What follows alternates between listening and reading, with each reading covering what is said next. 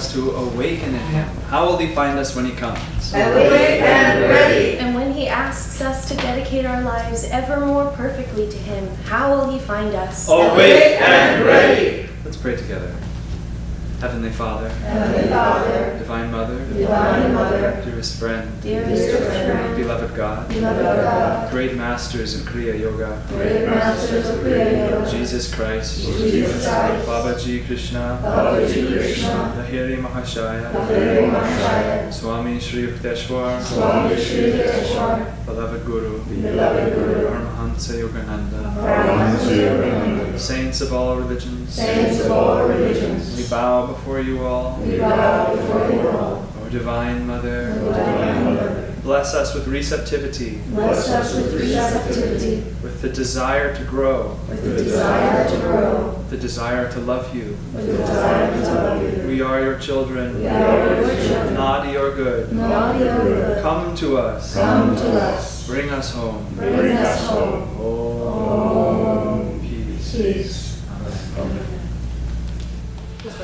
Oh, keep a level head, boys, and preach the lighter news. Don't disappoint the gentlefolk, our church needs better pews.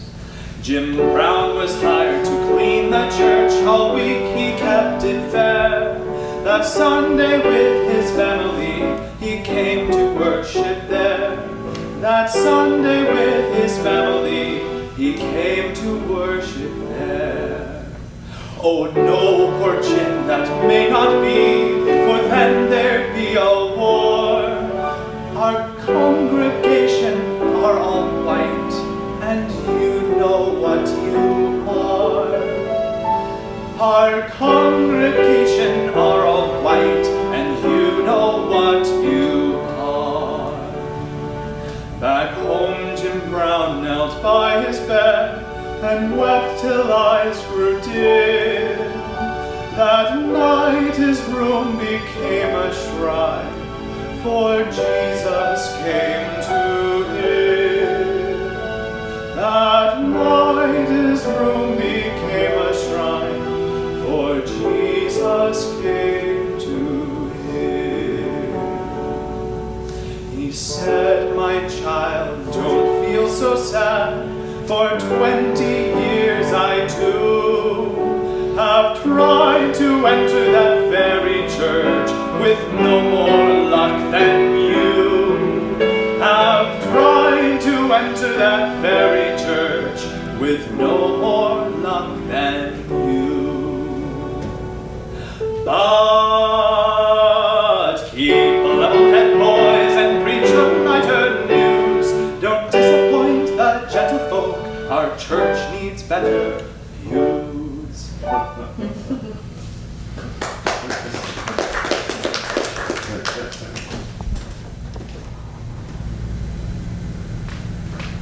Continue to meditate as you listen to these words from Affirmations for Self-Healing on our week's topic, concentration. Concentration is the secret of success in every undertaking. Without concentration, thoughts, energy, inspiration, purpose, all one's inner forces become scattered. Concentration is the calm focus of one's full attention on the purpose at hand. Concentration means more than mental effort. It means channeling your heart's feelings, your faith, and your deep aspirations into whatever you are doing. In that way, even the little things in life can become rich with meaning. Concentration should not involve mental strain. When you really want something, it's difficult not to think about it. Concentrate with interest on whatever you do, and you will find yourself absorbed in it. And let's affirm together in the way Yogananda taught, first in an out loud voice, capturing the attention of the conscious mind, repeating after me. Whatever I do in life, Whatever I do in life, I give it my full attention. I give it my full attention. Like a laser beam. Like a laser beam. I burn from before me all problems. I burn from before me all problems. All obstructions. All obstructions. And in a normal speaking voice, whatever I do in life, Whatever I do in life, I give it my full attention. I give it my full attention. Like a laser beam. Like a laser beam. I burn from before me all problems. I burn from before me all problems. All obstructions. All obstructions. And now in a whisper, taking it into the subconscious mind, whatever I do in life, I give it my full attention. Like a laser beam, I burn from before me all problems, all obstructions. And silently now, taking it even deeper into the superconscious mind, whatever I do in life, I give it my full attention. Like a laser beam, I burn from before me all problems, all obstructions. Broadcasting it now from the point between the eyebrows. Whatever I do in life, I give it my full attention. Like a laser beam, I burn from before me all problems, all obstructions. Pray silently along with me. Help me to see thee, Lord, as the scriptures describe thee, the most relishable. Help me to concentrate on thee, my gaze, my love, my aspirations, my entire being. Om. Peace. Amen. Good morning. Good morning. It's good to be up here. My name is Suryani, and this is my partner Keshava. Welcome to all those joining us online. I am going to read from Rays of the One Night, weekly commentaries on the Bible and Bhagavad Gita by Swami Ananda. And this week, the topic is, how democratic is truth? Truth is one and eternal. Realize oneness with it in your deathless self within. The following commentary is based on the teachings of Paramhansa Yogananda. We live in an age when people assume that knowledge should be available equally to all. In matters susceptible of judgment by normal common sense, however, everyone knows there are exceptions. Access to a control room for intercontinental missiles is limited by universal consent to very few. Access to the controls of a passenger airliner is limited to those with the necessary knowledge for operating them, and also to those with the proper authorization. If people don't see the disadvantages of making more subtle knowledge universally available, it is only because they are ignorant of the risks involved. In the case of subtle knowledge, the main disadvantage in making it universally available is the harm it might do to one who isn't ready for it, and who might even mock it. True, by mocking truth, he might undermine the faith of a few truth seekers, but then such tests can also be beneficial as a means of strengthening faith. Again, true, the clever doubter's misrepresentation of those truths may dissuade a few seekers from following the spiritual path. But if a seeker really is sincere, he will recognize the truth eventually because it resonates with his own being. No, the great problem accrues to the shallow doubter himself.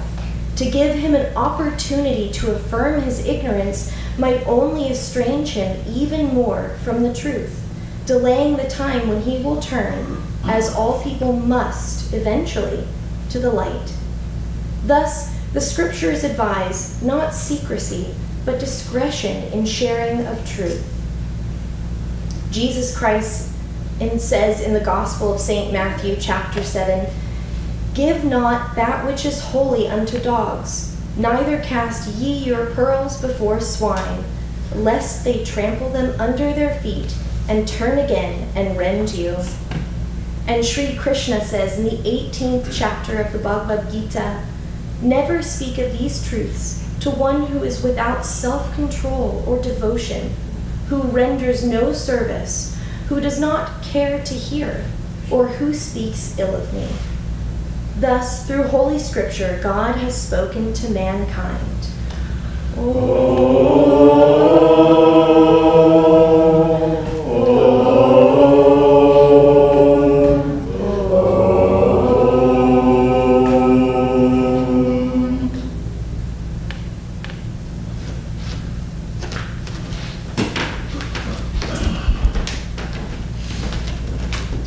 Well, good morning again, friends.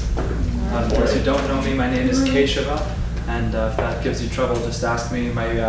My first grade teacher, after an entire year with me, still spelled my name wrong on my graduation certificate. So I'm used to it, and I don't mean to throw her under the bus. I love her dearly.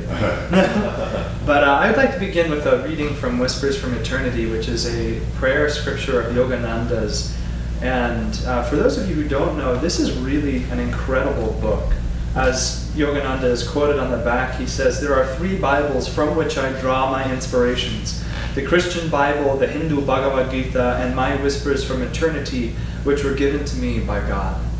And there are incredibly profound prayers in this book that can really change your life. And we read them every week as a way to help focus the Sunday service and give us all some inspiration. But if you haven't already, I would really encourage you to get this book and keep it with you at your meditation area. It's provided me with an incredible amount of inspiration over the last 8 months. So at any rate, this is, "O divine sculptor, chisel thou my life. Every sound that I make, let it have the vibration of thy voice. Every thought that I think, let it be saturated with the consciousness of thy presence. Let every feeling that I have glow with thy love. Let every act of my will be impregnated with thy divine vitality. Let every thought, every expression, every ambition be ornamented by thee. O divine sculptor, chisel thou my life according to thy design."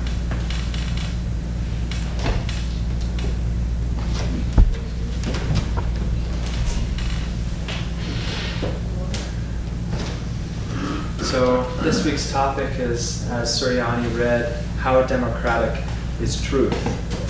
And, well, frankly, the answer is it's not. And we can see that in science, we can see that very easily in our day-to-day lives, that simply because people may agree on something doesn't make it true. And something that I've been getting a little bit of amusement over it recently that I think is a good example of this is, apparently I've never encountered it in my own life, but apparently there's a resurgence of people in the world who believe that the world is flat. And I happened to stumble across a series of YouTube videos of some of the reasons they put out as to why that is. And without needing to mock them, it's humorous. Just because, the logic they bring to bear is kind of unfounded and sort of ridiculous and very 15th century. But at any rate, the reason why I bring this up is it doesn't matter if they can get 1 billion people to sign a petition saying we believe the world is flat. It doesn't make the world flat. And it doesn't behoove them anything to sit there and argue and spitter and spew about it, because at the end of the day, the world's still spherical. Actually, I heard an astrophysicist say that the world is actually more kind of pear-shaped, because apparently because of its elliptical orbit, it sort of is a little wider at the equator than it is at the top. But anyway, so pop quiz for today. So it doesn't really matter how much we like to agree that something is true. If it's true, it's true, and if it's not, it's not. And so on the spiritual path, this becomes much more important, because though it's humorous to watch people squabbling over whether or not the world is flat or the world is round, the things that we end up squabbling about in our own lives, in our own selves, with other people, are much more devastating to our happiness. That, I enjoyed singing the song Jim Brown with George because it's a great example of that. Unfortunately, when we are corrupted by the delusion of separation, we think that something as simple as a skin color can make us better than someone else.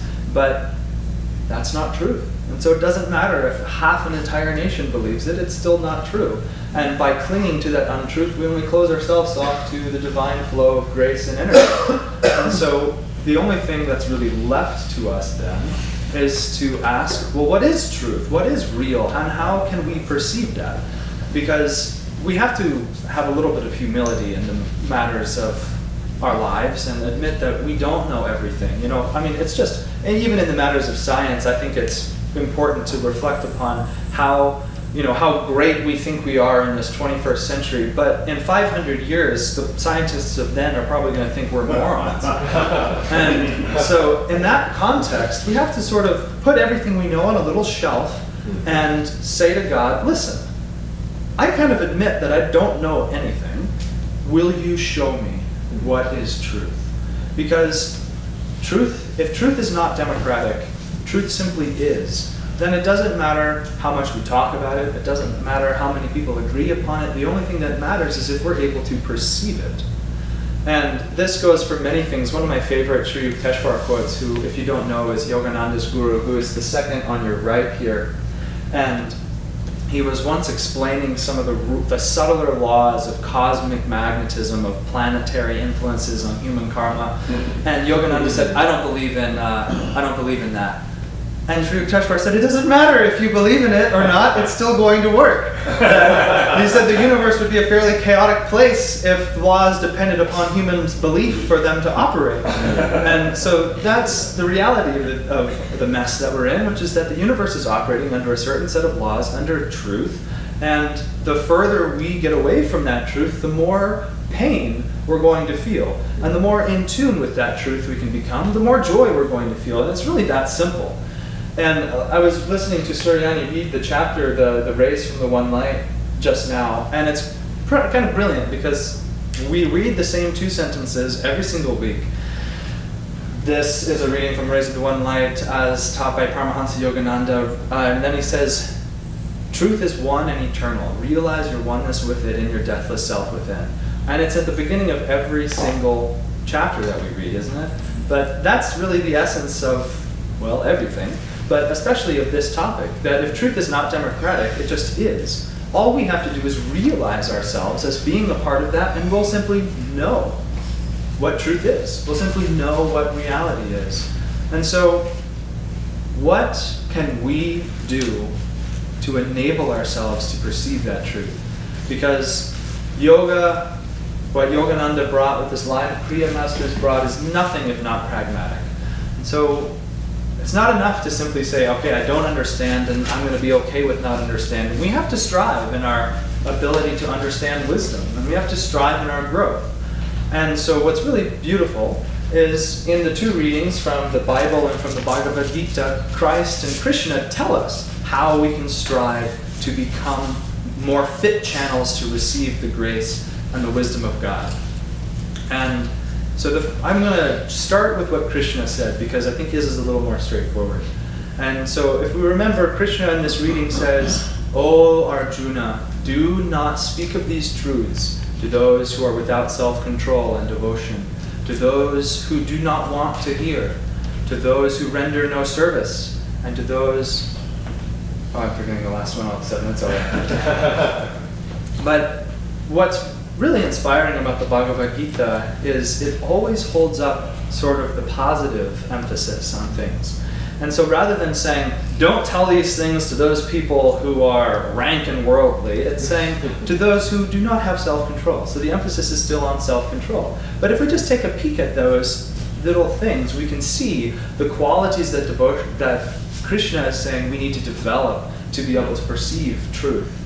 And those are self-control, devotion, the willingness to hear, the willingness to offer grateful service to God in all creation, and that last one, which is still evading me. Can I have the scripture real quick?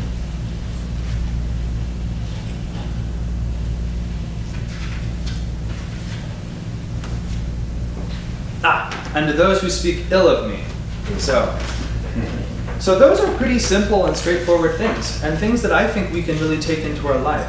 Because truth is one and eternal, meaning that truth is constantly vibrating, it's constantly available to us. It's just our ability to perceive it is often diminished. Swami Kriyananda gives the great analogy that he said it's like a radio song that's being broadcasted on a radio station, and that radio station is called Ever New, Ever Conscious, Ever Existent Bliss. And our job is to try and tune into that radio station so we can pick up that ever new bliss perfectly.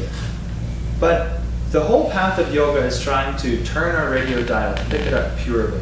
And so these are some simple things we can practice to help tune our radio station so we can actually perceive what is. So the first thing that Krishna brings up is those who are without self-control. So we want to develop self-control.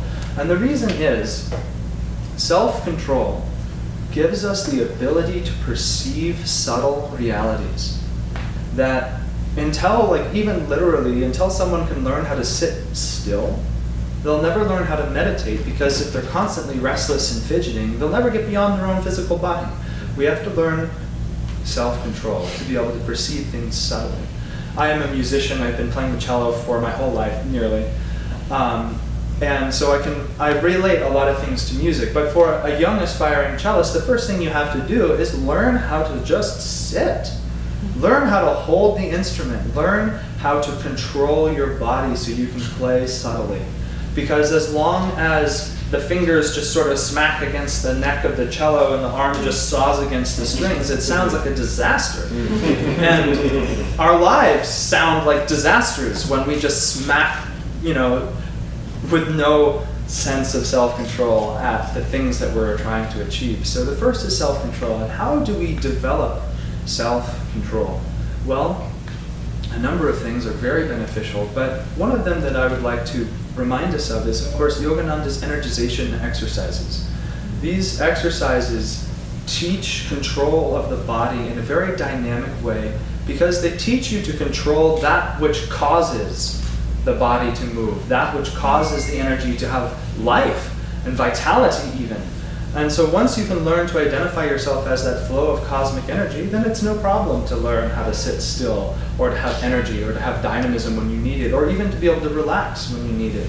So simply practicing these techniques is a wonderful way to practice self-control. Then devotion. How do we practice devotion? Well, this is something that's often talked about on the spiritual path, and it's really an individual thing. But what Swami Kriyananda said devotion is simply the yearning for something higher than ourselves. And so what I would like to offer, rather than talking about specific things, but what reminds you of something higher? And whatever that something is, bring that into your life. It might be chanting, it might be pictures of the divine, it might be listening to Yogananda's voice. I listened to a talk of Yogananda on Friday, and after about 30 minutes I was almost in tears just from the power of his voice. And it didn't even really matter what he was saying, just the vibration of his consciousness through his voice was so moving. So find the things in your life that inspire you to reach for something higher. It could be your children. It could be the sweetness in your partner's face. It could be anything, whatever it is that makes your heart feel uplifted. It could be a sunset on a beach. It could be the beauty of the mountains. It could be the swaying of the trees in the breeze. All of these things. It's actually beautiful. Swami Kriyananda wrote a piece of music called Channels. And within the song, there are 6 verses, and they are one for birds of the air, one is for trees, one is for stars, flowers, mountains, and streams. And he wrote this song, and he said that every one of those channels were actually a specific doorway through which God could inspire us, if only we could just tune into them. And so he wrote the song not as a pretty way to just sing a couple notes of music, but as a way for each of us to learn to open that doorway of nature and receive God's blessings through it.